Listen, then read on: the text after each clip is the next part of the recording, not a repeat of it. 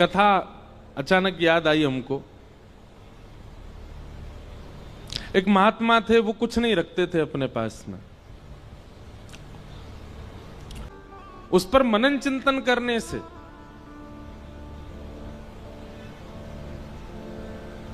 एक कथा अचानक याद आई हमको। एक महात्मा थे, वो कुछ नहीं रखते थे अपने पास में। कभी किसी से कुछ लेते भी नहीं थे। हां, कोई भगवत वस्तु दे दे तो उसको संभाल लेते थे। किसी भक्त ने उनको गीता जी दे दी। महात्मा जी बड़े प्रसन्न हुए, गीता जी को उन्होंने स्वीकार कर लिया, रोज पढ़ते थे। कुछ दिनों में संपूर्ण गीता जी का पाठ पूरा हो गया। तभी एक व्यक्ति, उसके अंदर वैराग्य जाग गया था, वो महात्मा जी के पास आया, बोले मुझे अपनी सेवा में रख लीजिए। तो महात्मा जी ने उसको अपनी कुटिया में रख लिया। निष्किंचन महात्मा। एक दिन उनके मन में भाव आया कि हम कुछ तीर्थ यात्रा करने के लिए जा रहे हैं। तो महात्मा तीर्थ यात्रा के लिए जैसे ही निकले तो चेलाराम से कह के गए, बोले देखो हमारी कुटिया में है तो कुछ भी नहीं, खाली है पूरी, एक गीता जी हैं बस, यही हमारी संपत्ति है, इनको संभाल के रखना। उसने कहा ठीक है। अब वो गीता जी को संभाल करके रखता था। एक दिन एक चूहा घुस गया कुटिया में और वो गीता जी को कुतरने लगा। उस व्यक्ति ने देखा कि अरे ये चूहा तो हमारी गीता जी को खा जाएगा। उसने मनोविचार किया क्या करें। गांव वालों से पूछा तो गांव वालों ने कहा कि बिल्ली रख लो तो फिर चूहा नहीं आएगा। तो वो कुटिया में बिल्ली ले आए कि बिल्ली के डर से चूहा नहीं आएगा। कुछ दिन तो चूहे नहीं आए, लेकिन बिल्ली बेचारी पतली दुबली होने लग गई, उसको भोजन पानी मिलता नहीं था, सूखने लग गई। व्यक्ति को बड़ी चिंता हुई। उसने गांव वालों से कहा, बोले हमारी बिल्ली तो पतली हो गई, अब क्या करें। बोले इसको दूध पिलाना पड़ेगा तब हिष्ट पुष्ट होगी। तो क्या करें उसके लिए। बोले गैया रख लो। कुछ दिन तो किसी भगत के यहां से दूध आ जाता था, लेकिन कुछ दिन बाद एक गैया और रख ली। अब गैया का दूध उसको बिल्ली को पिलाने लगे। अब महाराज गैया पतली दुबली होने लग गई। अब बोले अब क्या करें। बोले इसके लिए तो भैया फिर एक जो है इसको चारा खिलाना पड़ेगा, इसको भूसा खिलाना पड़ेगा, इसकी सानी करनी पड़ेगी, तब जाकर के सब चलेगा। मन में विचार करने लगे बड़ा दिक्कत वाला काम है, अब उसके लिए क्या करें। तो बोले एक काम करो, एक दासी रख लो, वही घर को संभाल लिया करेगी, वही गैया की सेवा कर दिया करेगी, दूध निकाल के आपको भी पिला देगी, बिल्ली को भी पिला देगी। ठीक है, दासी रख ली। दासी से प्रेम हो गया तो उससे ब्याह हो गया। ब्याह होने के बाद में 3-4 बालक हो गए। कुछ महीनों बाद, साल बाद महात्मा लौट करके आए। महात्मा जी ने अपनी कुटिया में जीवन में कुछ नहीं रखा, केवल गीता जी रखी थी। आज जब लौट करके आए तो क्या देखा, बच्चे खेल रहे हैं, गैया बंधी हुई है, बिल्ली और बिल्ली के बालक भी डोल रहे हैं वहां पे। और वो जो सेवक था वो अब मोटा ताजा हो गया है और वहां बैठा रोटी पा रहा है, पत्नी भोजन बना रही है। बोले चेलाराम, अरे गुरुजी गुरुजी गुरुजी आओ आओ, प्रणाम श्री चरणों में। ये सब क्या किया बेटा तुमने। मैं कुटिया दे के गया था तुमको, एक गीता जी दे के गया था, ये सब तुमने क्या इतना विस्तार कैसे कर दिया। बोले गुरुजी सब गीता जी ने ही करवाया, गीता जी की कृपा से ही सब वैभव बना है मेरा। क्यों, तुमने पाठ किया था क्या। 18 अध्यायों का पाठ किया था। अरे पाठ नहीं किया मैंने, 18 अध्याय देख लिए। बोले कैसे देखे। बोले पहला अध्याय तो बिल्ली है, दूसरा अध्याय गैया है, तीसरा अध्याय पत्नी है, चौथे पांचवें छठवें रोल लाइन नीचे सारे अध्याय हैं। गुरुजी समझ गए, बोले गीता जी केवल रखी थी, पढ़ी नहीं थी, पढ़ी होती तो इतना विस्तार नहीं होता। हम लोगों को लगता है कि केवल रामायण जी को पूज लो, भागवत जी को पूज लो, गीता जी को पूज लो, इन्हीं से ही काम हो जाएगा। नहीं,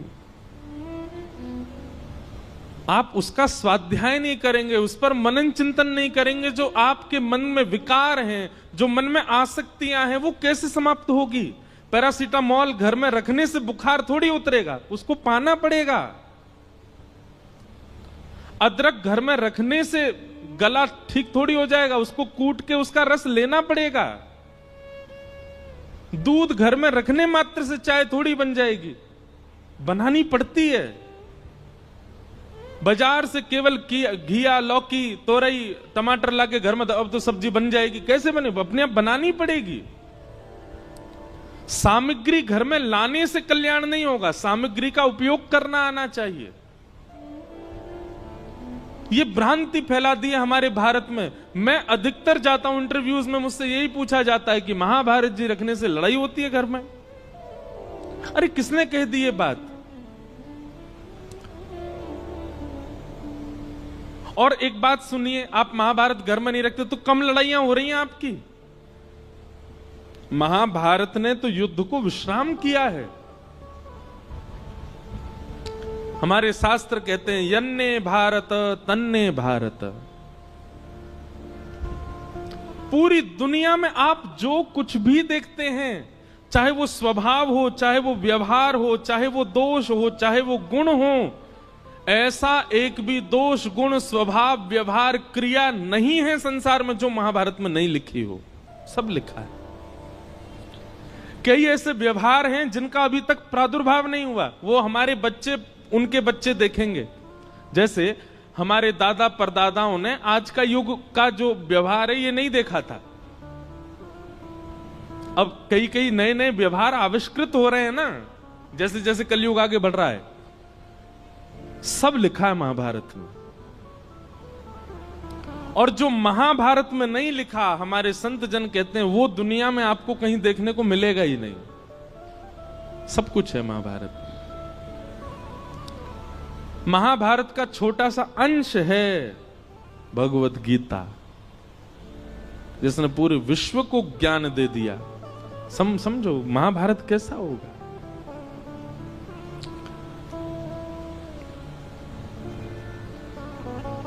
कल हम लोग द्रौपदी का प्रसंग सुन रहे थे। उत्तरा के बालक की रक्षा की वही बालक परीक्षित हुआ। हमारे पूज्य पिताजी महाराज के गुरुदेव भगवान अनंत श्री विभूषित श्री रामानुज प्रपन्नाचार्य गुरुजी महाराज, हमारे दादा गुरु, उन्होंने भागवत जी के कई विषयों पर छोटे छोटी किताबें लिखी हैं। वो कहीं प्रकाशित नहीं है, हमारे घर में ही रखी हैं बस। तो कभी कभी मैं देखने का अवसर मिलता है तो मैं उसमें भाव देखता हूं गुरु जी के। तो वहां गुरुजी एक बात को संकेतित करते हैं कि भगवान ने उत्तरा के बालक की रक्षा क्यों की। अच्छा, भगवान बाहर खड़े खड़े भी ब्रह्मास्त्र को नष्ट कर सकते थे, लेकिन ठाकुर जी गर्भ में क्यों गए? गर्भ में जाकर के उस बालक की रक्षा क्यों की? ब्रह्मास्त्र चलाया था ना उत्तरा के बालक पर, बाहर से ही देख देते ब्रह्मास्त्र नष्ट हो जाता। ठाकुर जी भीतर क्यों गए? और वो भी उस गर्भ में गए जिस गर्भ में न जाना पड़े, इसके लिए सारे वेद वेदांत और उपनिषद कहते हैं, सारे पुराण यही तो कहते हैं ऐसे कर्म करो कभी गर्भ में ना पड़ो। भगवान खुद चटपट घुस गए भीतर रक्षा के लिए। तब हमारे गुरुदेव भगवान कहते हैं, बोले सामान्य बालक होता तो ठाकुर जी बाहर से ही ब्रह्मास्त्र नष्ट कर देते, लेकिन ठाकुर जी ने जब उस परीक्षित के पूरे भविष्य का चिंतन किया तो मन में विचार आया, ओहो ये तो भविष्य में चल करके हमारी कथा का श्रोता बनेगा, क्यों ना ऐसे बालक को गर्भ में दर्शन दिया जाए। इसलिए ठाकुर जी गर्भ में गए। आप लोगों को बहुत आसान लगता है कथा में आना, आप लोगों को बहुत आसान लगता है कि गाड़ी में बैठ के आए, पहुंच गए कथा में, कथा सुन ली। हमको बहुत आसान लगता है कथा करना, वैसे है नहीं, हमको तो नहीं लगता आसान। कोई हमसे पूछे कितनी कठिनाइयां होती हैं कथा सुनाने में, कई बार आपने देखा होगा कि हम आंख बंद करके कथा कह देते हैं एक आध घंटा तक। क्यों? उस समय किसी श्रोता का कुभाव दिख जाता है। कुभाव मतलब या तो उबासी लेता हुआ दिख गया कोई, या फिर कोई फोन चलाता दिख गया है। तो ऐसी स्थिति में जब श्रोता दिख जाते हैं तो फिर कथा भूल जाता हूं मैं, इसलिए फिर मैं आंख बंद करके कथा कहता हूं। हम मना क्यों करते हैं कि जब हम मंच पे आए तो हमको स्पर्श मत करो? उसके पीछे कोई और बात नहीं। ऐसा नहीं कि मेरे अंदर बहुत पुण्य है इसलिए मना कर रहा हूं। मैंने अनुभव किया है कि कई बार लोगों के स्पर्श से हम जितने भावना बनाकर के आए मंच पे आके सब भूल जाता हूं मैं। आप तो सद्भाव से स्पर्श कर रहे हो, पर किसी का कोई भाव ही नहीं है, वो देखा देखी स्पर्श कर रहा है। इसीलिए दूर से प्रणाम करो, आपको ही फायदा मिलेगा, हम कथा अच्छे से सुना पाएंगे। पर जब बहुत ज्यादा लोग स्पर्श कर देते हैं तो मैंने देखा है कि मेरे भाव जितने होते हैं शून्य हो जाते हैं। कथा करना भी बड़ा कठिन है, पर कथा सुनना भी बहुत कठिन है। कथा में बैठना, बैठ करके बहुत देर तक श्रवण करना, और केवल श्रवण नहीं, उसका निरुध्यासन करना, उसको समझ करके जीवन में उतारना, ये भगवत कृपा के बिना नहीं हो सकता।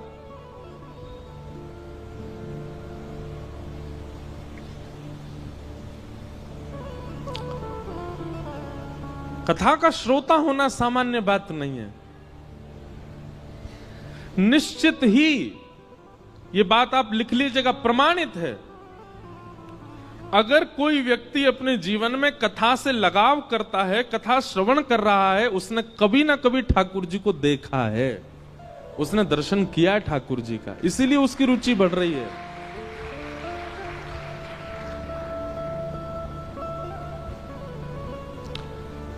क्यों इतना आनंद आता है सुनने में? क्यों इतना सुख मिलता है आपको?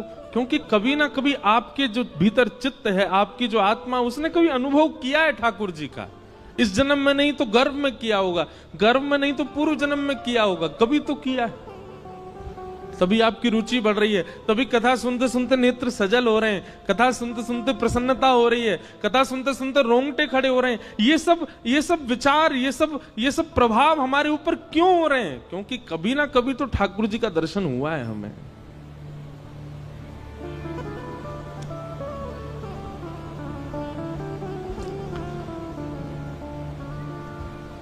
कुंती ने भगवान की स्तुति गाई, तत्पश्चात भीष्म पितामह ने भगवान की स्तुति गाई, और फिर भगवान द्वारिका प्रस्थान कर गए। उत्तरा के गर्भ के बालक ने जन्म लिया, और कुछ वर्ष बाद जब भगवान अपनी लीला पूरी करके चले गए, तब पांडवों ने उस बालक को राज्य गद्दी पर बिठा दिया, और पांडव भी स्वर्गारोहण को चले गए।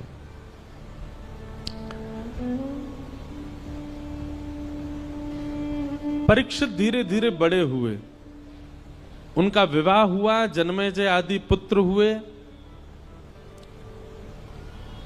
अब यहां पर एक बहुत अच्छी बात है, पता है? बटुक जी भी बैठे हैं, कई सारे विद्वान भी बैठे हैं। अधिकतर व्यास कहते हैं, हम भी कहते थे पहले कथा में, कि कलयुग को 5 स्थान दिए, और उन 5 स्थानों में एक स्थान जात रूप मदात प्रभो सोने में निवास दिया। अभी हम इसका विस्तार करेंगे, बस ये कुछ व्यास बैठे हैं सन्मुख, उनको बता रहे हैं। और उसके बाद परीक्षित ने आकर के मुकुट पहन लिया, जिसकी वजह से उनके मस्तिष्क में कलयुग प्रविष्ट हो गया। पर यह कथा भागवत में लिखी नहीं है। परीक्षित जी ने कोई मुकुट नहीं धारण किया, बल्कि श्रीमद् भागवत जी में तो स्पष्ट ऐसा लिखा है कि जब तक परीक्षित जी पृथ्वी पर थे, कलयुग थरथर कांपता था। कलयुग ने अपना प्रभाव डाला ही नहीं कहीं पर भी। तो फिर कहते हैं, फिर परीक्षित की मति कैसे बिगड़ी? उन्होंने एक संत का अपमान कैसे कर दिया? तो यहां भाव बताया गया, क्षुधा, भूख। इतनी भूख लगी थी उनको, इतनी प्यास लगी थी कि भोजन और प्यास का मारा व्यक्ति कुछ भी कर सकता है। इसलिए व्यक्ति को अत्यंत भूखा भी नहीं रहना चाहिए, क्योंकि अत्यंत भूख जो होती है, कलयुग उस पर भी प्रभाव डाल करके उससे गलत करवा देता है।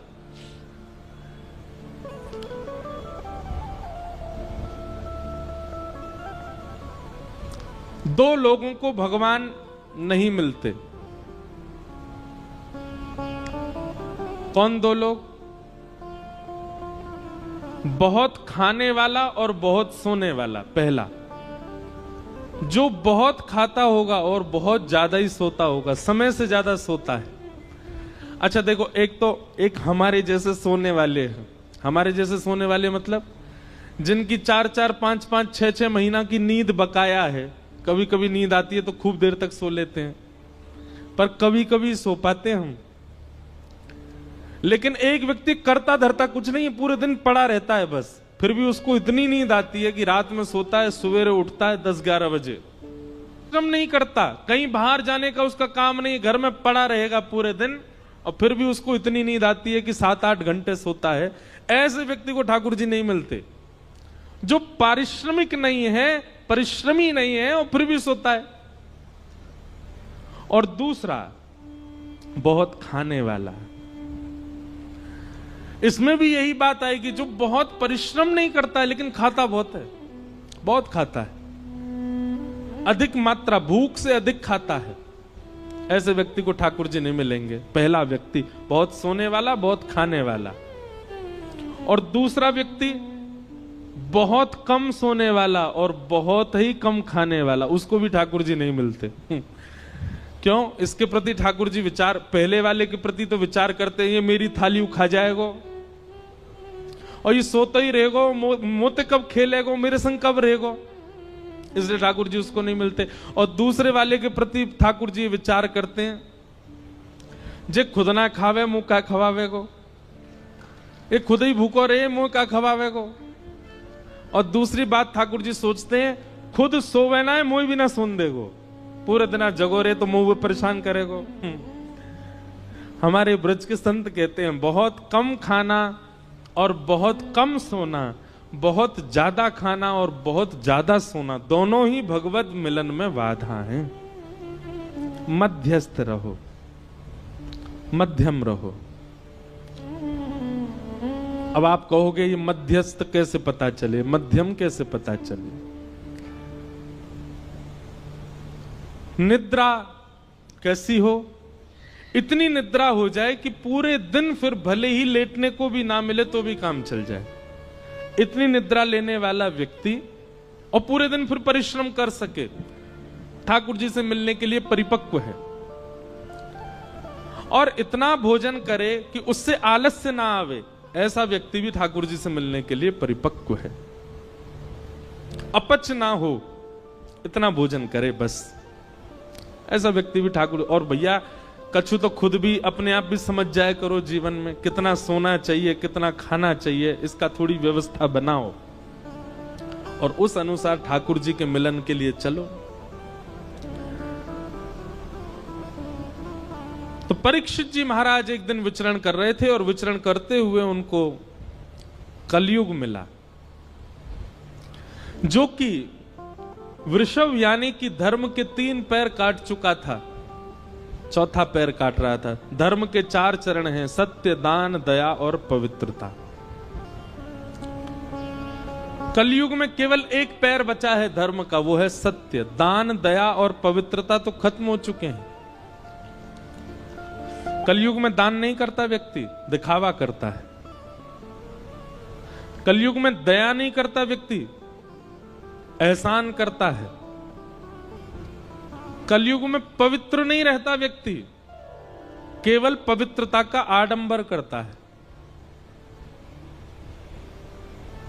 थोड़ा बहुत यदि बचा है तो सत्य बचा है। सत्य भी बोलता नहीं है, सुनने के लिए सत्य चाहिए।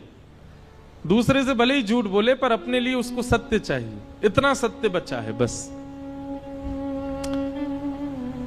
और कलयुग उस चौथे पैर को भी काट रहा है, सत्य को। तभी परीक्षित जी महाराज पहुंच गए, कलयुग को पकड़ लिया, जान से मारने लगे, चरणों में गिर गया, महाराज मुझे स्थान दे दीजिए।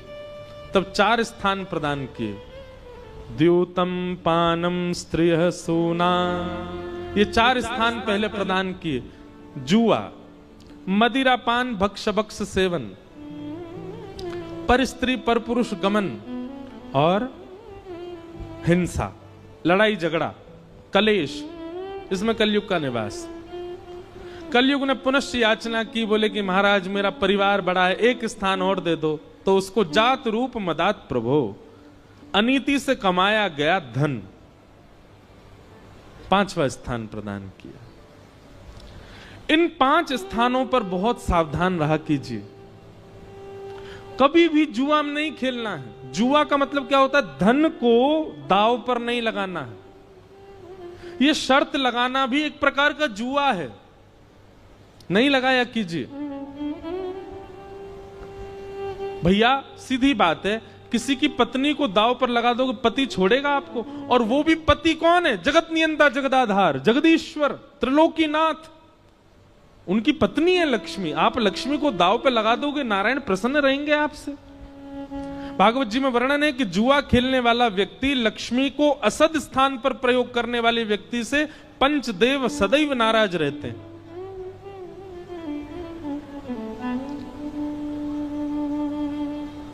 कई बार हमने देखा कि जुआ खेलने वाले व्यक्ति प्रारंभिक स्थिति में बहुत धन कमा लेते हैं, बहुत ऐश्वर्य भोग लेते हैं, सब सुख संपत्ति होती है। एक बात याद रखिएगा बंधुओं, बहुत ध्यानपूर्वक सुनो।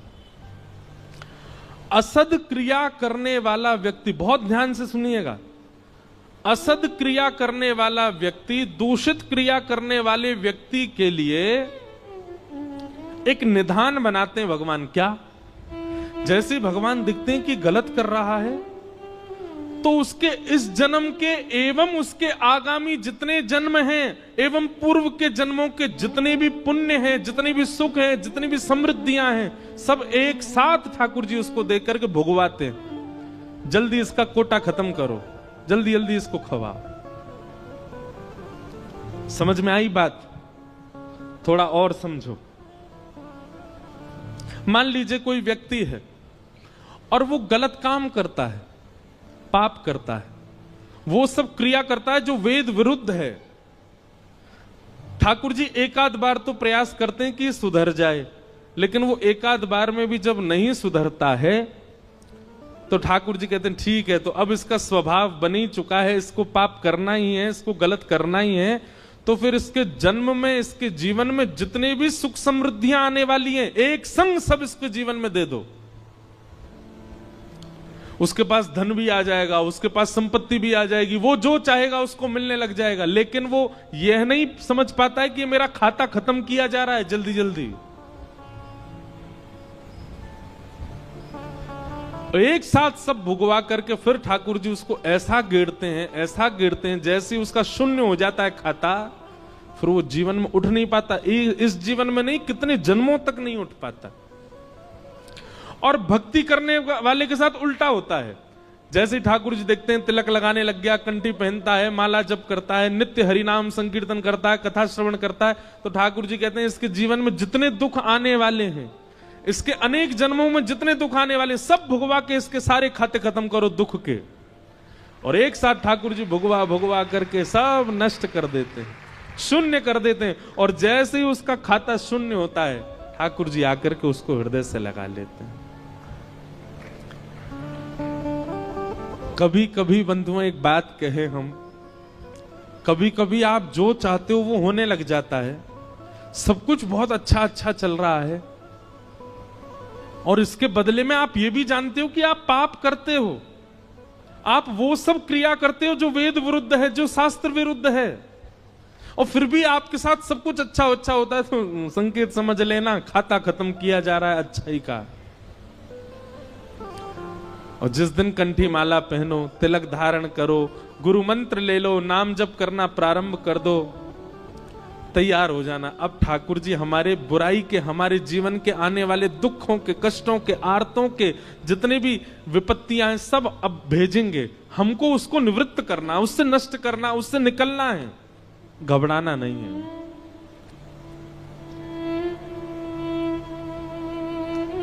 क्योंकि कई बार लोग मिलने आते हैं तो मुझसे कहते हैं कि वो देखो महाराज जी इतना पाप करता फिर भी उसके जीवन में इतनी प्रसन्नता। अरे आपको नहीं पता है, उसका खाता खत्म हो रहा है अच्छाइयों का। With you, just wanna be with you.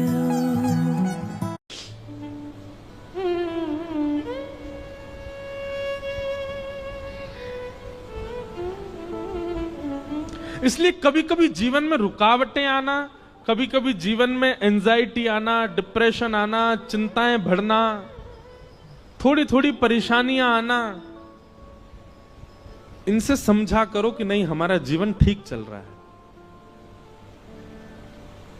और कुछ हो ही नहीं रहा है। 5 साल हो गए, सब बढ़िया ही बढ़िया चल रहा है, कुछ कोई दिक्कत ही नहीं आती, कभी कोई रुकावट ही नहीं आ रही, कभी चिंता ही नहीं हो रही, कोई परेशानी ही नहीं आ रही।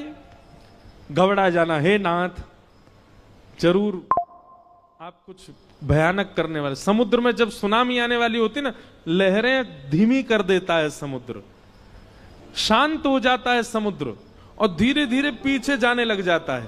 तो किनारे वाले लोगों को लगता है अरे ये तो अंदर जा रहा है, और अंदर चलो, और अरे ये तो अंदर जा रहा है, अरे शांत हो गया, देखो लहरें ही नहीं आ रही हैं। और फिर अचानक से एक ऐसा ज्वार भाटा आता है, सब नष्ट कर जाता है। सुनामी देखी है कभी आपने? भोपाल में काय को आएगी सुनामी, समुद्र ही नहीं है। हमने सुनामी तो नहीं देखी, पर सुनामी के बाद का समय देखा। 2004 में आई थी भारत में। हम गए थे चेन्नई, छोटा सा था मैं। उसके बाद सुनामी के बाद का समय। और कभी देखना हो ना तो कभी रामेश्वरम जाइए, और रामेश्वरम दर्शन करके फिर आप जब धनुषकोडी जाएंगे तो बीच का जो मार्ग है वहां देखेंगे दोनों तरफ समुद्र है, इधर भी समुद्र, बीच में रास्ता। तो वहीं एक गांव हुआ करता था किसी समय पर, वो सुनामी में आज भी पूरा गांव वहां दिखता है, टूटे हुए घर, बहुत भयानक। हमारी कथा अभी रामेश्वरम में, हम साल भर में एक ही राम कथा करते हैं बस। वो भी एक परिवार है, उन्हीं को ही दे रखी है। उन्होंने संकल्प लिया 12 ज्योतिर्लिंग में कराने का, तो पिछले साल सोमनाथ में हुई, इस साल रामेश्वरम में, अगले साल देखो कहां होगी। 12 ज्योतिर्लिंगों में हर साल तो है 25 दिसंबर से रामेश्वरम। और भरत चरित्र पर कथा है, केवल श्री भरत जी का चरित्र। हमारा अभ्यास तो कम है मानस जी पर, लेकिन कई बार जिसको भोजन बनाना नहीं आता ना, कभी कभी रसोई में घुस जाए और कुछ बन तो अच्छा बना जाता है। और कई बार परिपक्व व्यक्ति जो हमेशा ही बनाता है, कई बार उससे भी बढ़िया नहीं बनती सब्जी। तो हम अपनी कथा की प्रशंसा नहीं कर, अपने भाव की प्रशंसा कर रहे हैं। हमको राम कथा का इतना अभ्यास नहीं, पर जब हम बोलने बैठते हैं ना तो इतना आनंद। सोमनाथ की घटना है, सोमनाथ में जब कथा थी, पहली बार राम कथा की, तो हमने कहा भाई हम हर दिन एक पात्र के ऊपर बोलेंगे।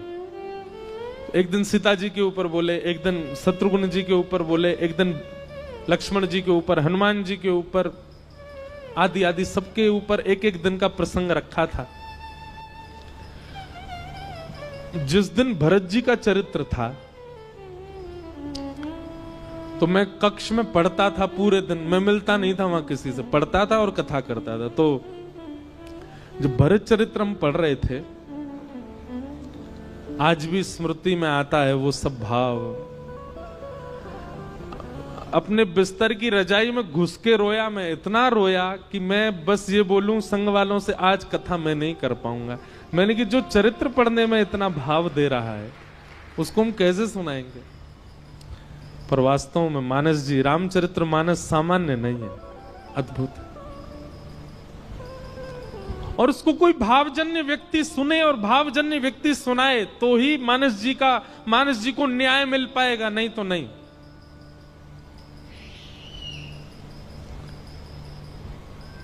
तो कहां से कहां बात पहुंच गए, सुनामी से रामेश्वरम से धनुषकोडी से मानस जी से सोमनाथ, पूरी भारत यात्रा करवा लाए आपको।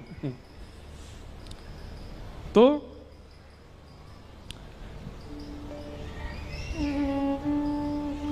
पांच स्थान, द्यूतम, पानम, स्त्रिय, सोना और अनीति से कमाया गया धन। इन 5 स्थानों पर बहुत सावधान रहा कीजिए। धन को कभी भी गलत प्रयोग में मत लगाइए। धन का गलत प्रयोग क्या है?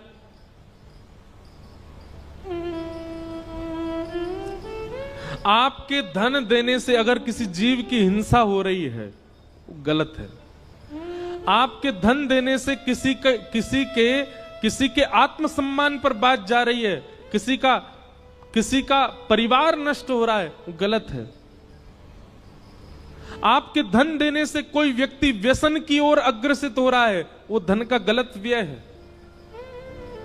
आपके धन देने से गलत व्यक्ति अपने सही मार्ग को छोड़ करके गलत मार्ग पर जा रहा है, वो धन का व्यय गलत है। कुपात्र दाना